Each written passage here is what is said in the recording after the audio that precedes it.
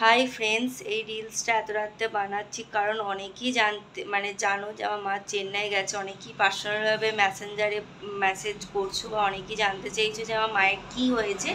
But মায়ের অনেক দিন ধরে একটা প্রবলেম আছে, সেটা আমি এখন বলছি না, আগে পুরোটা ক্লিয়ার হোক আমাদের কাছে। তো মেডিসিন ডাক্তার দেখিয়েছে, ও রেফার করেছে কোন ডাক্তার, গ্যাস্ট্রিক। তো পুরো রিপোর্টটা আসুক, তারপর তোমাদের সাথে শেয়ার করব। আর আর কি বলো তো, অনেক দিন আমি বিয়েবাড়ি ভিডিও কেন দিইনি সেটা তো তোমরা জানোই। আমি আর এসব কথা এখন তুলছি না।